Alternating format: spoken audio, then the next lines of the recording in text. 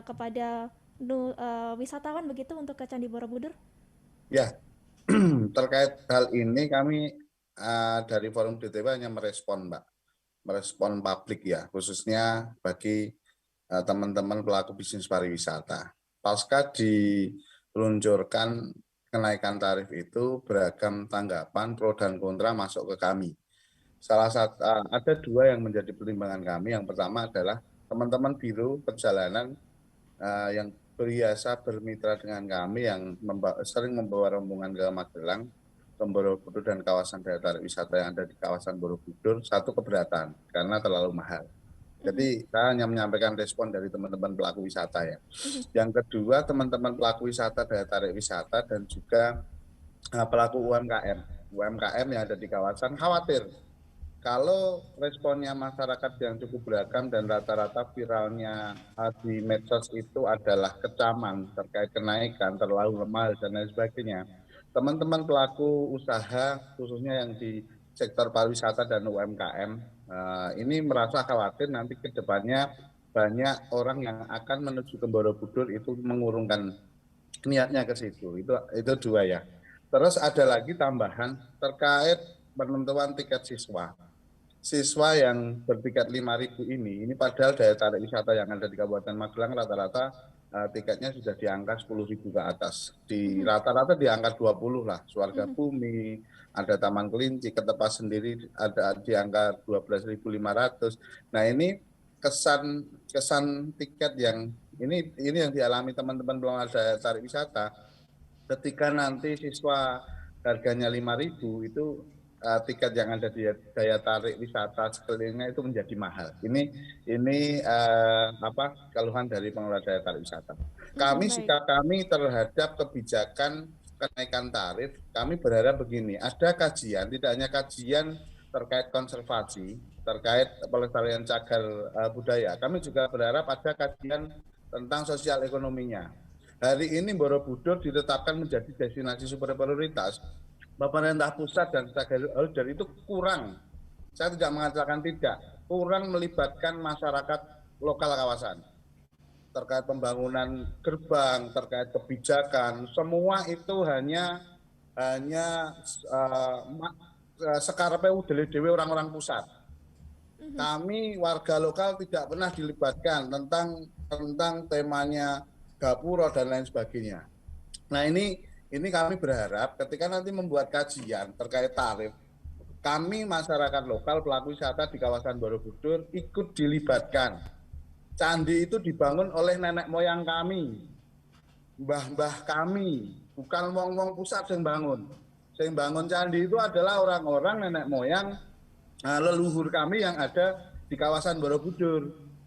Nah, nenek moyang orang-orang pemerintahan pusat itu ya ada di pusat gitu loh. Kami berharap gitu. Jadi ada kearifan lokal, bagaimana masyarakat tanggapannya itu dilibatkan. Harga mau 1 juta, harga mau 2 juta, harga mau berapapun itu nggak masalah nanti setelah ada kajian. Dan kami berharap ketika membuat keputusan kebijakan yang ada di kawasan Borobudur, tolong libatkan masyarakat lokal. Bagaimana masyarakat lokal dari semua sisi sudut pandang dilibatkan.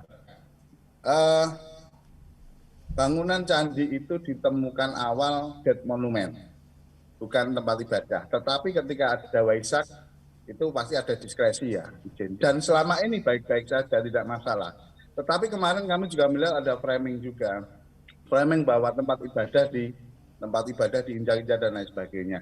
Itu lah ini terkait nanti ketika candi itu dibuka bisa naik, ya nanti TWC nanti yang harusnya bisa mengatur bagaimana pengunjung naik itu diawasi, diedukasi itu urusan teknis itu mudah itu mudah. Cuma kami berharap gini, Borobudur ini peninggalan tidak hanya satu agama. Borobudur ini peninggalan nenek moyang kami terhadap kebesaran budaya masa lalu. Jadi Borobudur ini milik semua agama yang kemudian itu menjadi World Heritage, menjadi peninggalan bahwa dulu nenek moyang kita itu dengan apa budaya yang sangat tinggi bisa membangun sebuah candi. Sekali lagi, Forum Daya Tarik Wisata kami berharap berapapun tiketnya, kami berharap ada kajian. masyarakat dilibatkan. Terkait dengan peninggalan nenek moyang kami ini, kami berharap juga ada pemanfaatnya, bisa dimanfaatkan. Jangan sampai warga lokal yang ketempatan dengan adanya candi, ketika ada sebuah kebijakan apapun, mereka dengan bahasa-bahasa penelitian, mereka dengan bahasa apapun itu, tetapi ada unsur-unsur politik, kami tidak rela. Jadi sekali lagi, berapapun harganya, naik tarifnya mau berapapun, asalkan sudah ada kajian, masyarakat ada sosialisasi, masyarakat dilibatkan, efek negatif itu nanti bisa kita minimalisir, kita tidak masalah. Itu Mbak. Baik, baik. Kita langsung saja konfirmasi ke Bunia. Tadi sudah ada beberapa poin yang memang menjadi pertimbangan juga Pak Edward. Tadi ada UMKM-nya, kemudian harga yang terlalu rendah untuk siswa, dan dari bironya juga mengeluhkan, dan yang paling penting adalah tidak dilibatkan masyarakat, bahkan dari kaum Buddhis pun juga meminta untuk dilibatkan. Ini seperti apa Bunia? Baik, terima kasih. Yang dari perspektif kami bisa sampaikan. Terima kasih Pak Edward, masukannya. Saya kira ini masukan yang bagus ya. Dan Kemenparekraf itu memiliki namanya Badan Otorita Borobudur yang fungsinya adalah koordinasi. Jadi berdasarkan Perpres tahun 2017 itu dibentuk suatu badan otorita Borobudur yang punya berkoordinasi, karena di situ kan tadi kami sampaikan ya ada pengampunya ya, ada TBCBP, ada Kabupaten Magelang, Pemda, kemudian ada juga Dikbud. Nah inilah intinya, sehingga harapan kami Pak Edward ini akan bisa dipercepat usulan-usulan Bapak melalui Badan Otorita Borobudur yang tugasnya juga menciptakan atraksi tidak di sekitar situ-situ saja, ibaratnya di kawasan candi. Jadi ada kawasan candi, ada kawasan candi, ada kawasan Borobudur, kita berbeda ya. Nah kawasan Borobudur ini pengembangannya mulai dari candi sampai melibatkan ke 30 kabupaten. Jadi nanti bisa akan ke Kebumen nih, kita akan sebagai destinasi event. Terjadi gebiar, event yang beberapa kabupaten punya itu diciptakan di Kebumen. Ini sebetulnya sebuah contoh bahwa pengembangan destinasi Borobudur dalam perencanaannya tidak melihat batas-batas administrasi, tetapi untuk mengembangkan sebuah destinasi, konsentrasi wisatawan, kemudian dampaknya kepada masyarakat yang lebih luas, termasuk dengan adanya tol, PDAM, Pantura itu kan juga agak terganggu. Nah ini juga salah satunya masuk ke otoritas Badan Otorita Danau Borobudur untuk produk UMKM. Jadi terima kasih Pak Edward, akan disampaikan pertangannya Kemenparekraf di sana, yaitu Badan Otorita Borobudur, untuk mempercepat usulan Bapak, dan saya setuju. Walaupun mungkin sudah ada sekarang, tapi ini perlu diingatkan kembali. Terima kasih Pak Edward. Ya. Baik. Sama Bu Nia. Terima kasih. Sudah sering dilibatkan Bu. Kami dengan Badan Otorita, dengan Bu Indah itu sering komunikasi. Cuma memang ada beberapa hal yang kaitannya pengambilan keputusan secara penting. Memang kami itu yang di Kabupaten Magelang sepertinya komunitasnya komplek ya Bu. PHRI sudah ada. Terus komunitas yang lebih besar itu Pesona Magelang juga sudah ada. Kami di forum DPW ada. Terus forum desa wisata juga ada. Kami berharap hari ini gini Bu. Saya akan mengungkapkan di sini bahwa kebijakan pemerintah pusat hari ini mendorong desa wisata. Sedangkan menurut data dari TWC bahwa 80% kunjungan wisatawan ke TWC itu adalah pangsa pasar pelajar ya. 80% kunjungan TWC itu pelajar. Nah, pelajar itu datang dengan rombongan, dengan berbisnis, dengan menggunakan big bus, rombongan besar. Nah, kalau hari ini pemerintah pusat tidak menangkap peluang wisnusnya, khususnya di segmentasi pelajar, ini akan hilang nanti. Ketika pelajar tidak naik candi juga dibatasi karena dengan harga segitu, terus Kementerian Pariwisata hari ini menggenjot desa wisata. Sedangkan desa wisata sendiri ketika dimasuki 5 bis saja, untuk manuver sudah kerepotan. Ada segmentasi, memang segmen pelajar ada beberapa segmen. Jadi segmentasi pelajar itu masih juga dibagi segmentasi pelajar dari yang pelajar low, middle, dan premium. Cuma ini yang kebanyakan datang ke Borobudur ini pelajar yang di medium ini Bu. Jadi saya berharap ada sebuah komunikasi. Karena gini, pemerintah pusat dalam hal ini ada Kementerian Pariwisata, Kementerian Kemendikbud, Kementerian PUPR. Borobudur ini sedang dikeroyok banyak sekali kementerian.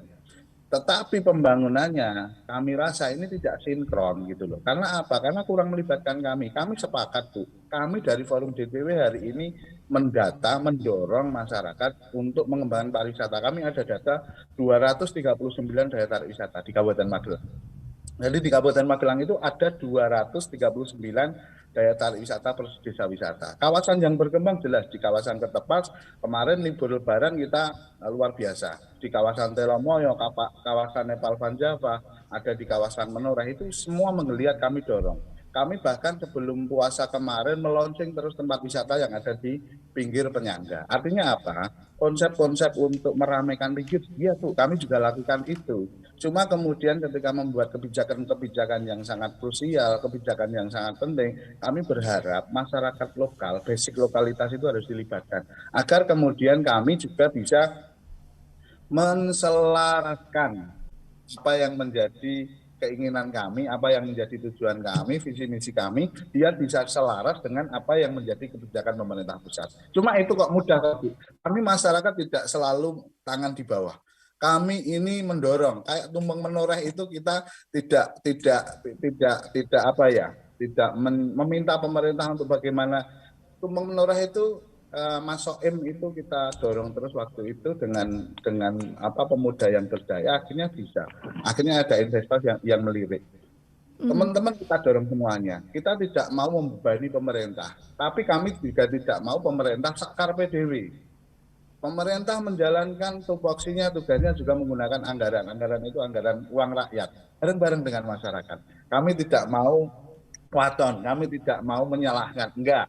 Kami hanya kepengen bahwa Borobudur ini, tanah kelahiran kami tercinta ini, warisan nenek moyang kami ini, nanti dikelola dengan apa pelibatan masyarakat lokal, kearifan lokal. Contoh Bu, pembangunan soal homestay.